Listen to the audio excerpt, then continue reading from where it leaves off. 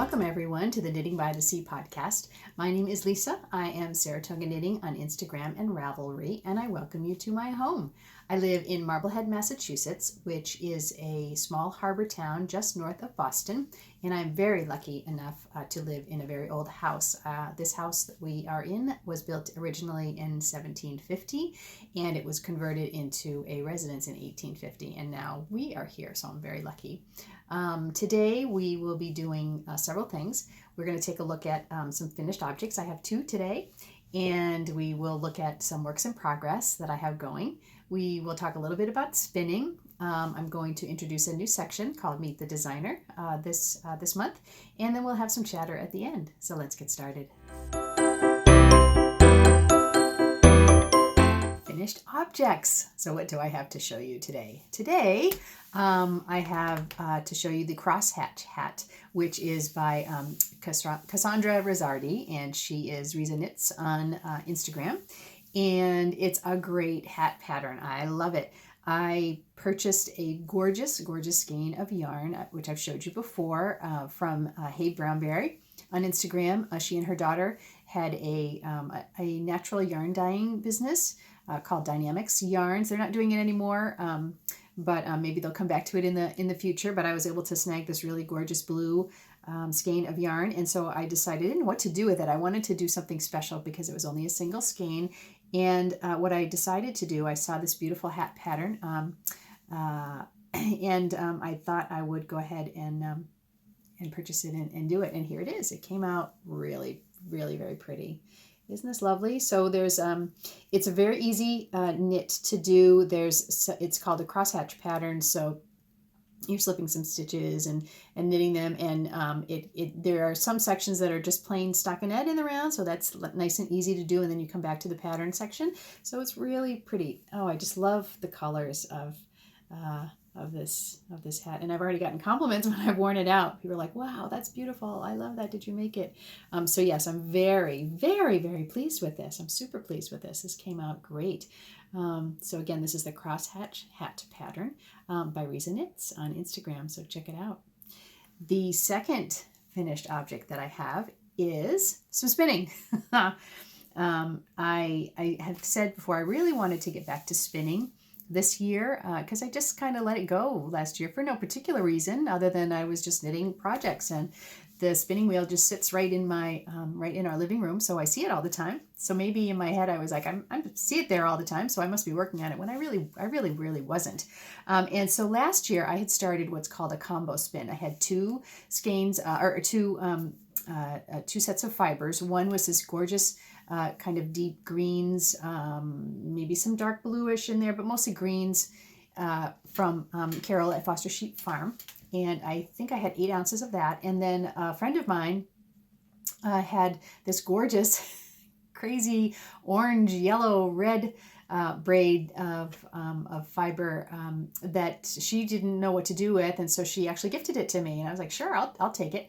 And I wasn't quite sure what to do with it myself. I was like, well, if I spin it up by itself, it's going to be this really bright and kind of garish yarn, and I that's probably not something that I would wear. So I thought about it, and I'm like, I have the green fiber from Carol, and I have spun up some of her green fiber before, so I really wanted to mix and match that together. And so what I did is I did what's called a combo. So I basically took one piece of one and one piece of the other, and then I put them together and spun them together, so that you come out with, it's not really a marled yarn, but it's really has all of these wonderful colors. And because the oranges and yellows were so bright and the green was a much more muted green, it really kind of blended together, and it kind of canceled out the brightness of the orange and yet brought out these beautiful deep tones, which you will see. I'm really excited about this. I actually ended up having to spin it on 2 bobbins, and I have about a little bit over 500 yards of this all together in total, and it really is it's a DK to worsted weight yarn, but I'm super pleased with this. So here are these 2 gorgeous skeins. So they're not quite as bright as this. I'm not sure in the actual video if they'll come out a little more. They're a little more muted. They're definitely more muted than this. But you can really see how these colors have blended together. So you see all the greens, and the greens are pretty, there's a little bit of variation. They come up a little bit closer to lime green, and then they go into a dark green, but the variation was not as great as the variation in the orange and the red. But just look at these beautiful, beautiful colors. And I just love doing this. This really hits the spot for me, so to speak. I really love doing this because now I have this gorgeous yarn. I don't have any plans for it yet, but it is next to the skin soft, so I could definitely make a hat or make a make a cowl out of it. I'm thinking I may do that, and I have enough of it that perhaps I will use it in an upcoming sweater. This would be really fun to do a really easy colorwork pattern, maybe on a yoke of a sweater. And you could literally just, you could even stripe this. You could just use this and it would look like the colors are changing, but they're not because the color change is already in the yarn like this. So lots of things to think about. But yeah, I'm really super pleased with this. And once I got this off of the wheel, I put some new stuff on. So I'll show you that in a bit. But yep, those are my two finished objects for right now, and I'm really pleased with both. So let's move on to some works in progress.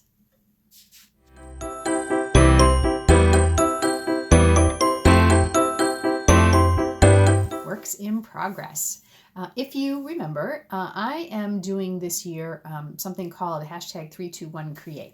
So this basically is just kind of a way of taking a look at how many works in progress you have on the go. So I know a lot of people are doing Make 9. Make 9 for me kind of is too many projects. 9, I don't know if I could get through 9 projects in the year. And it just kind of, for me, that just kind of weighs on me. Like, oh, I don't know if I'm going to get to 9 projects. I really, I might love having them, but it just kind of puts pressure on myself kind of ridiculously. But that's just kind of the way I feel when I do that. So this year there is a #321create, and it basically is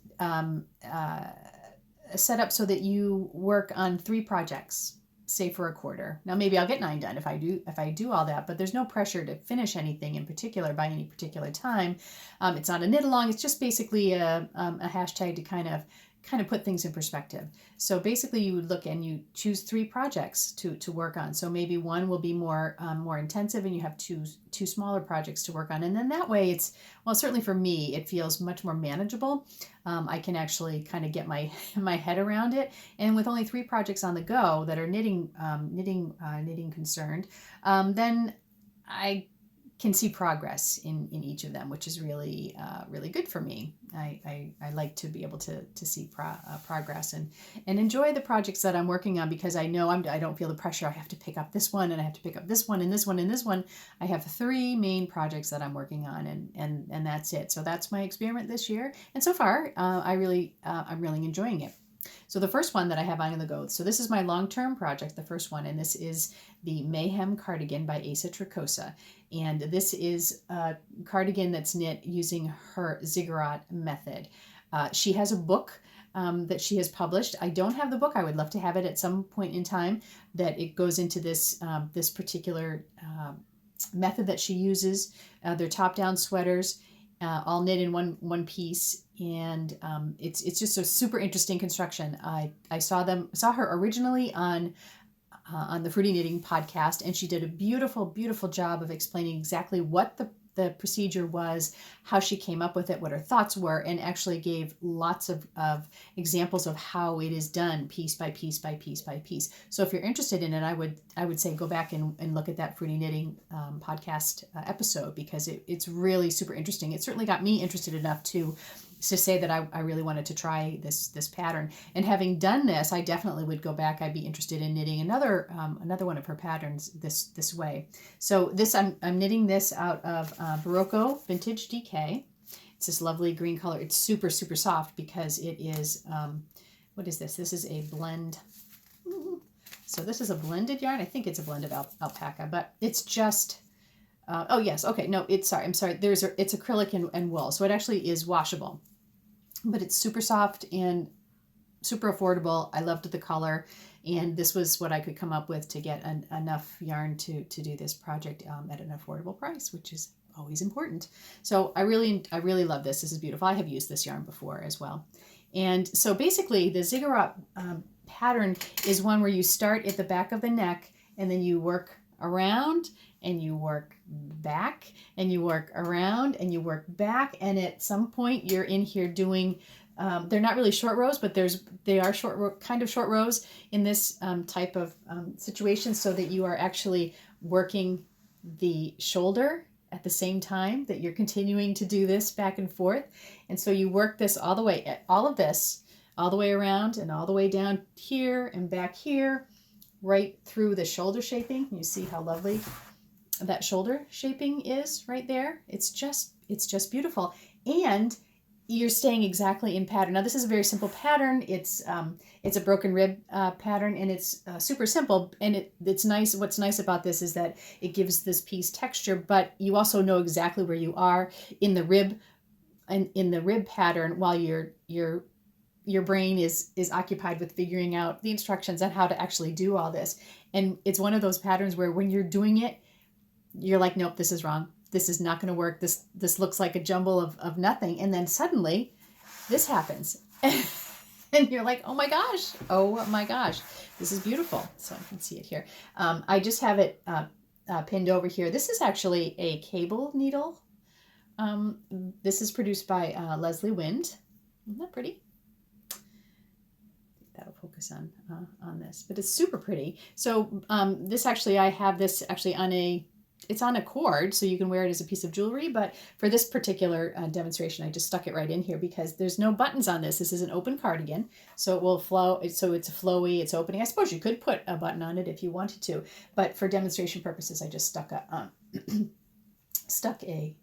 this right in there. So you could definitely use a shawl pin if you wanted to, and I probably will do it this way.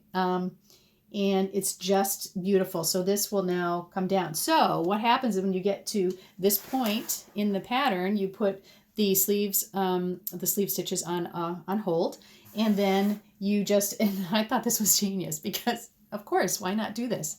It's one of those things where she says, because you're going back and forth, you put them both on hold. And she said, now whatever ball of yarn that you're working from, just keep working it, because basically all you're going to be doing now is just going around and back and forth with this pattern. Use up whatever ball of yarn you have, and when you come to the end of that, then stop and pick up one of the sleeves with your new ball of yarn. I'm like, genius. You don't have to keep going on the body. You're not, you're just going to come to your natural stop. Wherever you run out of yarn, you just put the body pieces on hold and then turn around and start working on one of the sleeves. And then you pick up the sleeves here. I don't know if you can see this correctly. But so the sleeves the sleeve stitches are picked up. And again, it just flows. The pattern just keeps on going, and it flows right down. You do decreases in here. It's going all the way down, and I'm almost done with the decreases, and then it's just a straight shot down to the length that I want the sleeves to be. And then I'll turn around, do the other sleeve, and then get right back in here and finish the body off, just going around and around. And again, I can make it as long or as short as I want. It's basically it should be a crop sweater. I probably won't have it cropped, but it's designed to be a little bit of a fun cropped sweater. Then block it, and I'm good to go. So I'm really pleased with this. This has been really fun, especially fun for me. I've mentioned this before. I really like learning a new technique or being challenged by a particular project. So this is my challenge project this time around for my 3-2-1 create time period here, the first grouping of them. So I'm super pleased with this. This is a great pattern. Check it out if you have a chance. She has a lot of different patterns. Like you said, you don't have to buy the book. The single patterns are available on Ravelry. And again, check out the episode of Fruity Knitting if you're interested in it, because it gives you an idea of exactly what it is that she's doing with this ziggurat technique, which is really a lot of fun. I have really enjoyed doing it. And the nice part about it is that the whole technical piece was really up here. So now I'm pretty much done with that. So I'm just going to be zooming right along, and I don't really have to think about this. I can get this done. This, and now it was not really TV knitting. It is now turned into TV knitting. The only thing I have to keep track of is just the decreases for the sleeve right now. And then I'll do the same on the other. But otherwise, I feel like I'm good to go with this. This is really great, and this will be a really fun piece to wear to the office in the springtime. So I'm very, very happy with that. What else am I working on? My second 3-2-1 project is, of course, the first sock in the Mary Queen of Socks Club patterns. That is by Mary Lucas, and this is a sock club. I did have I had a giveaway for that the last time.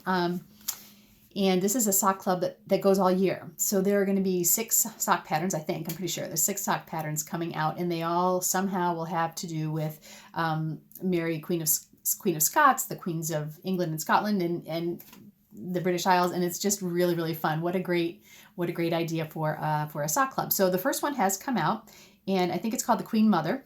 And it's really great. I'm using this crazy yarn. I showed this to you last time. I'm using this really crazy yarn that I was gifted from On the Round. It's signature sock yarn, and it is superwash merino and nylon.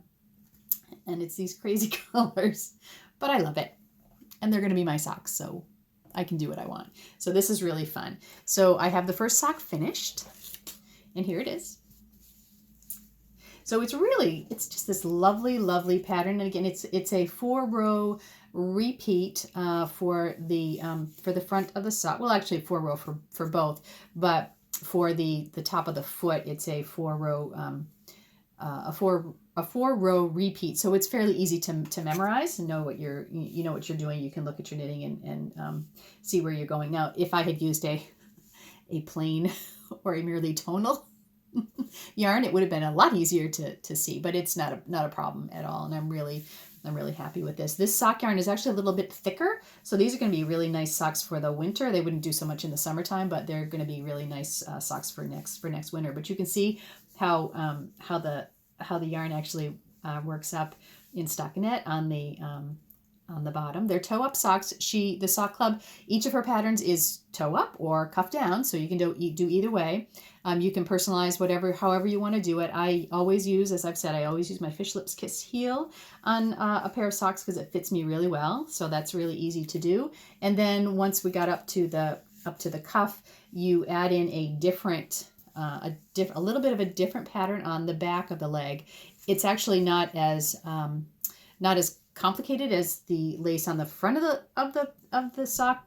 Is not complicated either, but it's a little bit easier. It's a little bit of a simpler pattern for the back of the sock than for the front. So it's not the same. So you do have to look at 2 different charts when you're doing them if you haven't memorized it. But I'm super happy with this. This is usually my bus knitting. I said I work in Boston, so I have a good 20 minutes to maybe 30 minutes of knitting time on the bus every morning when I go to work. So, but this is really perfect. So, and I just completed the heel this morning on the second sock, so I am flying on these. So I should be ready when the next one comes out to cast on. I need to find some yarn for my next pair, but these will be well on the way, if not finished, when the second pattern comes out. I think, I'm not actually sure. Does it come out at the end of this month, Mary? Well, I'm looking forward to it, whenever it comes out, and I will be ready to go. I'm really super happy. So this is kind of my sock knitting this year, is going to be working through the Mary Queen of Socks sock club. So number 2 on my 3-2-1 create. Number 3, because I start my original 3 were this was the sweater, the socks, and then the hat. But I finished the hat, the crosshatch hat. So then I was able to go ahead and cast on another project, because I'm always having 3 on the go, which is really nice. So the third project that I have on the go right now is called Into the Waves, and it is by Ninja Chickens. And once again, I was very lucky, and I won 2 skeins of this fabulous yarn from Hey Brownberry for the knit along for her Pebbles and Pathways socks. And so this was really exciting for me. So she sent me up this yarn, and it's from the Fiber Seed, and it's a DK yarn. It's really pretty. It's actually two colors. I got 2 balls of yarn. I put this on Instagram. People are like, what yarn is that? That's really gorgeous. How is it making those colors? Well, it's making the colors because there's 2 balls. They are fairly muted. This is a really beautiful, deep, dark, kind of a Merlot plum color. And this is still a wine color, but much lighter. It looks red to me right now, but maybe it won't look quite that way in the finished video. So I'm putting these 2 colors together. And I saw Sarah of Fiber Trek was actually knitting this pattern called Into the Waves by Ninja Chickens, and I watched her as she was doing that, and I really liked it. It's a fairly simple pattern. It's a slip stitch where you are holding the yarn in front as you're knitting behind. So this is what it looks like. So it's going to turn out to look like waves. It's a cowl. It's kind of bunched up here on these needles, but you can see what it is. You can see what it's doing here. So you have the different colors that are floating in front as you do each, and it will be beautiful. You have several repeats of this, and then you end up with the garter stitch rib at the top as well. And it looks all scrunched up. What you have to be is careful is just to make sure that you are keeping your floats loose enough so that they don't pucker the final product. So I'm doing that. And what also will happen is, even if I pull it out right now, it looks kind of sloppy, but when it blocks, the floats will all flatten out and everything will really come together. Blocking is amazing. It's not just amazing for lace. It's really amazing for a project like this as well. So I am really looking forward to this. It's going to be big enough to wrap around twice around my neck, and it is just beautiful. Again, much more muted than these are, but you can probably see it on my Instagram account as well. Very, very, very happy with this. It's a very simple pattern, but what do I say? It's just knitting. It bites you every time. So it's one of those patterns where you think you know what you're doing, and you do know what you're doing. It's very, very simple what you're doing, but if you don't actually count your stitches, you're floating in front of 6, you're knitting, and you just have to make sure, because I at least twice I have had to kind of think back, because you can see how these floats, they travel. So they're the same number, but they go over by 1 each row that you're doing it. Yeah, ask me how many times I did the same number right on top of each other, so they stacked straight, not like a wave. So beware. It's just a silly mistake, not paying attention. But when it's finished, it's going to really be beautiful. So I'm very, very pleased with that. So those are my Make 3 projects. So I'm really happy. Again, I'm really happy doing it this way. And it might be, if you are overwhelmed by projects or whips that you just can't get to them, maybe think about doing this, and just, if you've got too much stuff, put it away and just concentrate on those 3 projects that you can. So, all right, those are my works in projects, my works in progress. So let me move on to some spinning.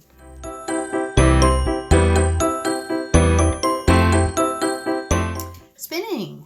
I've been doing some spinning, as you saw. I finished off, and now that I am finished with the green and the orange, I am moving on to my next project. I'm trying to look at what I have in fiber. I don't really have a yarn stash, but I do have a bit of a fiber stash. So I have to remember that I have it. And this particular fiber that I'm working on right now, I've had for probably 2 years now. I did a fiber share swap. It was, like I said, about 2 years ago now, and it was the second one. I've done them twice, and it was great. And I haven't done it in a while, but I think it's because I've kind of guilted myself because I haven't worked on the fiber that I received the last time. This came from Melanie, a lovely maker in Nashville, Tennessee. And she put together 4 bats for me. They are beautiful. Well, probably one big bat, but she split it into 4 parts. Unbelievably beautiful, lovely colors of purple and yellow and gold. And she interspersed in it white silk. And it's kind of, I don't know if it's sari silk, but it has lots of knobs and nooks and things in it. So you'll see that as I show you. So this is, I don't bring the whole thing out here, but this is the sample of it. So when you have a big bat, you lay it out and you strip pieces off, and then you can spin from those. And that's what I've just started to do. So this is the first one, but look at these gorgeous, gorgeous colors. Just gorgeous. I love this. Oh my gosh. So what I'm thinking of doing with this is just spinning it as singles. I'll see how it comes out. I might wash it and go ahead and do that when I'm finished with all the bats, and then perhaps make some type of a shawl. There are lots of shawl patterns that are really specifically made for hand spun, because your hand spun, especially with singles, they can, this type of yarn, it's going to come out thicker and thinner, not hugely thick and thin, but it will be uneven. And so there are some patterns out there that really cater to that. And so I'd be looking for something along those lines, but something that's, nice and fairly elegant that I can wear. I would anticipate wearing this kind of thing in the summer. I won't be finished with knitting this, but I'm finished with the spinning of this in the early spring, and then hopefully moving on to knitting something over the winter that I could wear next spring. So I'm really, but this, I'm just holding it because it's so beautiful. Now, the other issue that you might have if you are spinning, I can feel it already. My hands get very dry, especially around the fingertips, because I work at a college and I just handle a lot of paper. So it just traditionally gets dry. So I have to moisturize all the time. And one thing about working with silk is that you really need to have well moistured fingers, because otherwise that silk gets caught in every little bits that you have in your fingers. So you really want to make sure your hands are very, very well moisturized and very, very soft when you start working with anything with silk in it. But anyway, so here's the beginning of it. And as you can see, these pieces have the silk in them. So you can see how they're kind of wobbly knobbly and larger and smaller, but it's going to be a beautiful, great accent. So as I said, I literally just started this the other night, but I really wanted to make sure that I got it right on the wheel after I took off my other one. So I'm super pleased with this. It's just, as I said, I have 4 of these huge, they're huge pieces, and they're all interspersed with silk. And I am just really enjoying this. I haven't spun a lot with silk, this is really interesting to me, because the silk is not, it's not elastic. Silk does not give. Most fiber, when you pull it, if you just have fiber, you can pretty much pull it and it's going to pull out. So the fibers are going to kind of slip along each other, and they don't stretch they stretch a little bit within themselves, but not quite the same. Silk is very strong. So, that's really kind of where you're coming from with silk. So it's very, very strong, and you can't like feather it out the same way that you can feather out wool or alpaca fiber. So it's tight. So you can't you can't really pull it. You're not going to break it, but it's just going to get really long and tight, and it's kind of going to curl back onto itself. So for me, that's the challenge of working with this, because I don't want to do that. I need to draft out the fiber, the wool, and I think this might be alpaca, but I need to be able to draft this out without pulling too hard or just really trying to overwork the silk. So the silk pieces, what I have to do, and this is hard to do, when you're used to just using wool, I just have to kind of let the silk pieces kind of go into it, and how big or small or little they're going to be, that's going to be an accent piece of the yarn. So the yarn is not going to be smooth and even, and for me, it's hard to let go of that smoothness and easy, just the evenness of the spun yarn. So, but that's good. That's a challenge. That's a challenge, and it's great to try something new. And as I said, I haven't spun silk really a lot before. Certainly not in the way this is put together. So I'm really having fun with that. And I just have to. It's actually great, because if I come home at the end of the day and things have sometimes you're just like, oh, I just need to do something. But it really forces me not to do that because I cannot pull the silk because it will just like, it's almost like it'll sprung back at me. And there's been a couple times I'm like, ugh, and I'm like, no, stop. Let the zen of spinning bring you down and don't pull the silk.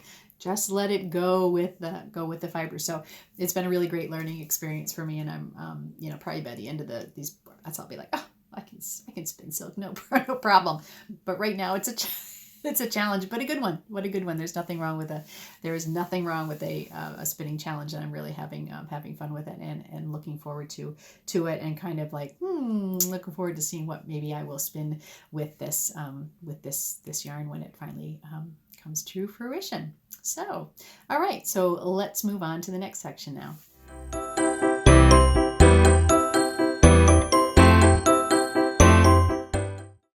All right, let's move on to my new section. So this is going to be called Meet the Designer, and I am going to highlight a designer every time I podcast. Now, the reason that I'm going to be doing this is that because there has been some amazing discussion going on Instagram and then on Ravelry regarding racism in our society, regarding diversity in our society, and specifically in the knitting and crafting community.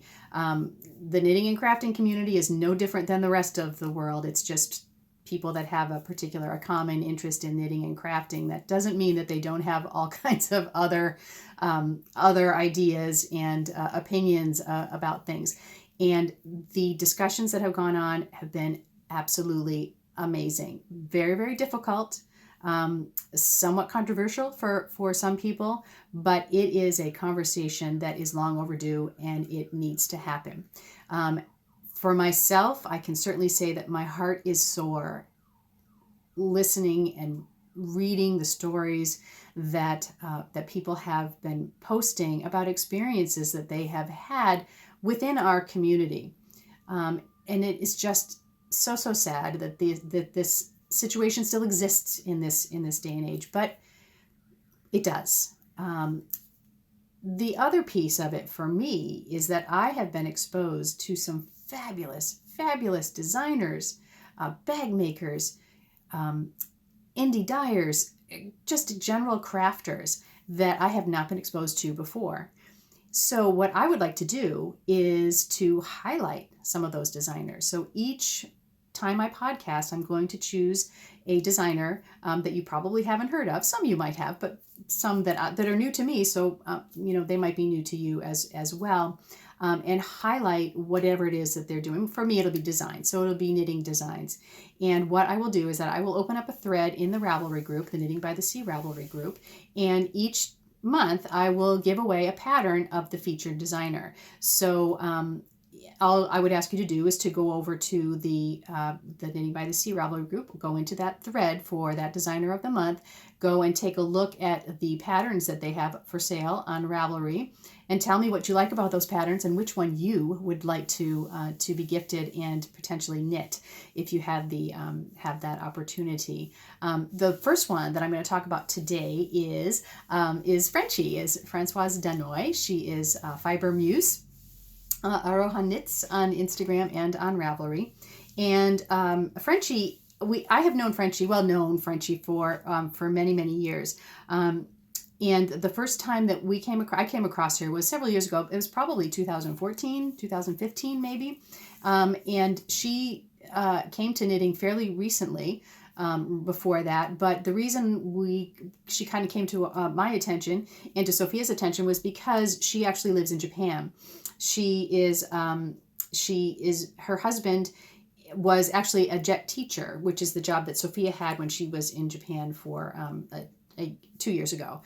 So that was kind of the connection about that. And so even when I went there, I was, hoping someplace in my mind, like maybe we could meet up with her at some point when I was there visiting. But at the time we were in Osaka, and I forget where she was. Maybe she was up in the Sapporo area. I can't really remember where she was at the time, but it wouldn't have worked out. And of course now she lives in Osaka. So if I went back again, I would be able to get together with her. But she has just grown so much since I have first kind of come into contact with her. She had put out a few patterns at the beginning of kind of her journey into designing, and I actually have purchased this. This is what this is today. This is called the Caprius shawl. It is just gorgeous. It's an asymmetrical shawl, and it just has this beautiful stitch pattern on it. The first time I saw it on Ravelry, I was like, I want that, and I want to make it. And this was the first one that I made of her patterns, and I just loved it. I get compliments with this all the time when I wear this out. I have also done some test knitting for her, and in fact, I have a cowl. I left it downstairs. I forgot to bring it up, but she did the Ono cowl, and it is this really beautiful cowl, and I agreed to test knit it for her, and about, I think maybe 2 weeks into the test knit, that's when I fell and I broke this finger, this bone here on the back of my hand, in the middle of the winter. So I had a cast on this hand for 6 weeks. So that was an experience, continuing the test knit with my right hand, because I am right-handed, in a cast, and it had color work in it, and it was crazy. So the actual piece that I test knit didn't look so hot when I finished it, but it was great because I was able to give her some ideas and some thoughts that I had on the way the pictures that she had taken didn't quite highlight one of the aspects of the pattern that would really have helped if you saw a picture of it. So that piece I was able to do for her, but the end knit project did not look very good because I really couldn't knit with this hand for 6 weeks. So I've knit the pattern again, and it's a great pattern, and I love it. She did a giveaway with us way back when Sophia was still doing the podcast, with one of her patterns. I think it was the cherry blossom shawl. I think I spun some yarn for that, and then I gave away we gave away the pattern as well as we gave away the yarn. But since that time, Frenchie has just blossomed as a designer and as a person. And she's really done a lot of personal work in opening up about herself. She is she's French, she's Maori, she's American, she's Australian, and she's bringing all of those aspects to her designs. She has the Fiber Muse program. So she is not only a designer, but she is a coach. So she is a creative coach. You can sign up with her and you can take classes with her, online classes. You can have personal one-on-one time with her. She offers on a regular basis, I think she does it once a year, but she offers a 5-day shawl pattern workshop that's free. So you can sign up, and what she has you do is just knit tiny little shawls that work on one particular project. So maybe you don't know, you've never done a garter tab start on a shawl, so you're going to do a little project that has a garter tab. Maybe you've never done yarn overs before, so you're going to do a little shawl project that has yarn overs. So it's a brilliant idea, and she has expanded that. So now she's doing that with color work. So she's doing a 5-day color work project. She has, I think she's doing right now an Intarsia one. The people are doing Intarsia. So just little blips, just to give you an idea of what you can do, and to kind of take the mystery out of some of the techniques that you might use in a larger project. She has online on her website, she has a Fiber Muse quiz that you can take, and she has 4 different types of muses. There's the dreamer, the seeker, the giver, and the mystic. And when I took the quiz, I turned out to be a mystic, that I basically use yarn as self-care, and I think that's very true. I do use that as self-care. It provides for me, yarn and knitting provide a break from other parts of my life. It gives my brain a time to kind of focus in on something else, but it leaves it free to maybe figure out the answers to problems that I have. So I thought that was very, very, very, very telling. She is, like I said, she does quite a few, she does videos. I think she has an audio podcast. She's done both. She's done a little bit of both, but she does have an audio podcast. She has a Patreon page. She really has just exploded in the knitting world, and I'm so happy for her. Happy to have known her before, before beginning. And in fact, one of my projects this year, one of my #321create projects, is going to be a cowl that's called the Capri cowl. That's actually by Tanya Gammy, who's Dark Path 30 on Instagram and on Ravelry. And this came out of one of the programs that Frenchie ran. So Tanya took one of her classes, and it was a design class, how to do your own, how to think about making your own design. So maybe you have ideas of how to be a designer, but you've never actually done the physical part of it or thought through all the different things that need to happen with the design. So Frenchie has a workshop, and Tanya took this workshop, and she actually created this really cool cowl pattern. And I've had it for quite some time, and I've been meaning to make it, and I keep thinking about it, and I actually even bought yarn specifically for it. And so that is one of my goals this year, is to do this pattern, and I'm going to be using this beautiful skein. I actually have two of these. The skein from Little Bean Loves Yarn. So this is from Kayleen. But isn't this gorgeous? So this is going to be a beautiful, beautiful, a beautiful cowl. So although it won't be Frenchie's pattern, it comes out of Frenchie's generosity and what she's giving back to the knitting community. So please go over to the Knitting by the Sea podcast group in Ravelry and check out the thread. I'll put links down below here to her Fiber Muse website, but her patterns are on Ravelry, and go take a look at them. You will fall in love. If you have never seen her patterns before, you will fall in love. There are sweaters, there are shawls, there are hats. She just has beautiful, beautiful patterns. The photography is beautiful. Many of the patterns, she is her own her own model, and that's just fantastic as well. And so the next time that I podcast, I will announce the winner. So you can tell me what pattern of Frenchie's that you would like to own and knit, and I hopefully we'll gift it to you.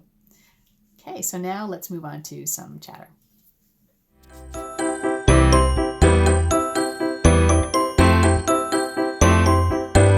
right, so what has been happening here? It's been, I don't know, I guess quiet. I suppose if I start talking about it, I'm probably going to come up with a lot of things that have happened. One thing that's new, and I'll put a link on the bottom here as well, is that Sophia, she purchased a new Sims game and a bunch of expansions for that. I can't remember if she had Sims before. Maybe she never did, and she kind of has gotten into it now. So she actually has started a new YouTube channel, and the name is Symposia, and I'll put a link to it down here, where she goes in and she videos herself building homes and houses in her Sims program. And I think she does some other things as well. But if you like that kind of stuff, go take a gander and subscribe to her channel, and then you can hear her voice again, because you haven't seen her in quite a while. She really hasn't knit that much recently, but she won't let me touch her yarn. I just don't understand it. She's like, no, I will come back to that, and she will. At some point, she will all of a sudden pick up her knitting, and she will be flying. The socks will be flying off of her needles. So we'll go check that out if you have a chance. The weather has actually been really lovely. It's beautiful and sunny today, which is super nice. It has not gotten that cold. We had a couple of days where it was very, very cold. Some really deep cold, so really below zero, and the wind chills were pretty bad here. They were not as bad as they were out in Chicago. I think in the Chicago area they had minus 60 degree Fahrenheit wind chills, which that's everything shut down, because you literally can't walk out of your house. You can potentially have frostbite within 5 minutes. So that was a little rough. We had one big storm, but it was a lot of snow, and then it turned to some ice on top of that, and then the next day it was in the 40s and it was raining, and basically it just went away. We had another one this past week. We had a little bit of a snowstorm. It actually was one of those things that started in the afternoon, and so they actually closed they closed most of Boston because it was just going to be a really bad commute. So that was good. Otherwise, like I said, we really have not had snow this winter, which sometimes we really, really do. You know, if you've watched this podcast, we've had blizzards here before. So we have not had that this year. I guess just the weather pattern is a little different. So we haven't had a lot of storms coming up and up the coast. I think most of our storms have come from the west to the east. So in the bad years, they'll be coming up the coast instead, and those really can really turn into these really crazy nor'easters, and we're just getting a direct hit of snow and ice. But you know, knock on wood, we have not had that this year, and we're getting close enough now, mid-February, that there can be a storm in March, but if there is one, it'll be here and be gone really, really quickly. So fingers crossed, we're on our way to spring. I'll be so happy. We are on our way to spring. We had a football game, and the Patriots won the Super Bowl once again. Football is funny in this country.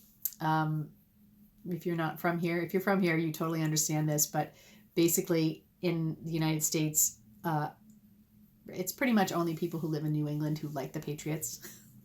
The rest of the country hates the Patriots. Whatever. What can we say? But it was actually for us, it was really, really fun. Tom Brady, the quarterback, I think he's 41 this year.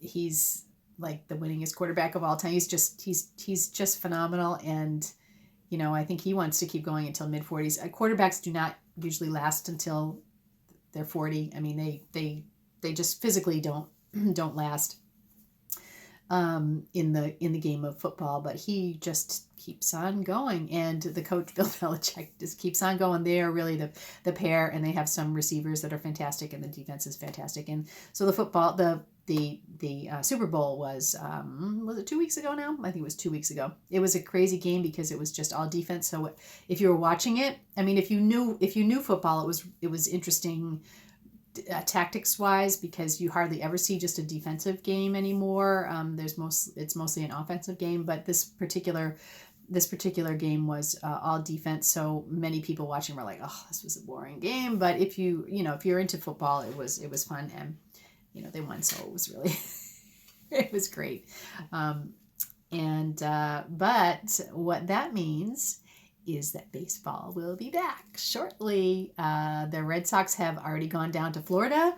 It's funny because I work in the Fenway, so we have an idea, and we know when they pack up this huge trucks full of equipment, and they have a big send off at Fenway when they go. So we know when the trucks leave to go down to Florida for spring training, and then a few days later, the pitchers and catchers start.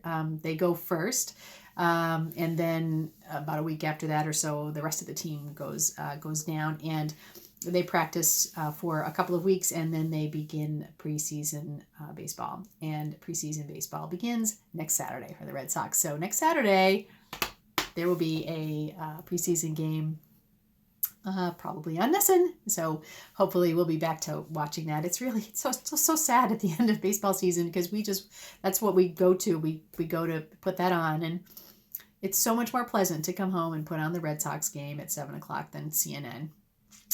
If you live in this country, you'll understand that comment. But baseball is much better than any news in this country right now. So be that as it may, baseball is soon back. So I'm pretty excited about that, because that's really our family favorite is baseball. It just lasts so long. There's games all the time. The players. I love it. What else? The club. I'm pointing here into the where we live, in the parking lot of the Boston Yacht Club. That is opening up again. I think we're actually going to go over for dinner tonight, which will be really nice. It closes down for a month and a half in the deep winter after Christmas. So now it's going to be opening up again. So that's really nice. Friends of ours actually are applying to be members, and they're buying a new sailboat. So And then fingers crossed, we'll be asked out to go on some sailing, some trips in the harbor, outside the harbor, a few sailing days this summer. Since we don't have a sailboat. I'm not a particularly big sailor, but if someone invites me out, I will be happy to go. So I'm looking that actually will be really nice. They're great people, and it'll be really fun to have some friends that that we socialize with, that are members of the club as well. So that will be nice. That's a nice thing to start up again. We had unfortunately we had a situation where our washer and dryer died. It came with the house. We had one of those stackable ones. It was a one together, so it was a washer on the bottom and the dryer on the top, and it came with the house. It's probably been here for 10 years, and other people, obviously, when this house was being rented, were using it, but it wasn't.